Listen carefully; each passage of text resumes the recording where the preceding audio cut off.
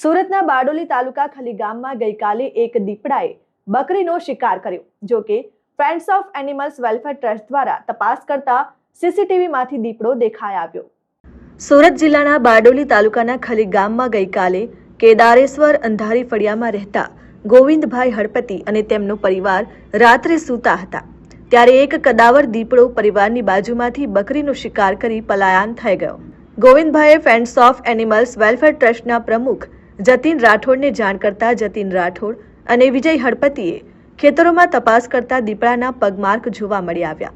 વધુ તપાસ દરમિયાન કોતર વિસ્તારમાં વાંસ ઝાડ પાસે બકરીનો મૃતદેહ મળી આવ્યો. જતીન રાઠોડે તેન સામાજિક વનીકરણ રેન્જના કર્મચારી કૌશિકભાઈને જાણ કરતા કૌશિકભાઈ ઘટના સ્થળે આવી જરૂરી પંચક્યાસ કર્યા હતા અને મુખ્ય રસ્તા પર પાંજરું મૂક્યું. ત્યારબાદ ફ્રેન્ડ્સ ઓફ એનિમલ્સ વેલફેરના પ્રમુખ જતીન રાઠોડ અને વન વિભાગ રેન્જના કર્મચારી કૌશિકભાઈ દ્વારા મૃત બકરીના અવશેષ પાસે સીસીટીવી નાઇટ વિઝન કેમેરો મૂકવામાં આવ્યો. રાત્રિના 7 અને 29 એક 8 થી 9 વર્ષીય કદાવર દીપડો આવી મૃત બકરીના અવશેષ પાસે બેઠો હતો.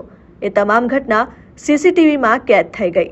દીપડાને પકડવા માટે friends of animals welfare trust અને તેન સામાજિક વનીકરણના કર્મચારીઓ વધુમાં વધુ પાંજરા મૂકી દીપડાને પકડવાની ઝુંબેશ હાથ ધરી છે અને મીડિયા દ્વારા અપીલ કરવામાં આવે છે કે રાત્રિના 7 વાગ્યાથી સવારે 7 વાગ્યા સુધી બારડોલી કેદારેશ્વર મંદિર તરફ પગપાળા કે વાહન લઈને જવાનું ટાળવું જરૂરી છે અને નજીકમાં રહેતા પશુપાલકોએ આ બકરા ચરાવવા જવાનું ટાળવું જોઈએ, જેનાથી માનવ અને દીપડાનું ઘર્ષણ અટકી શકે.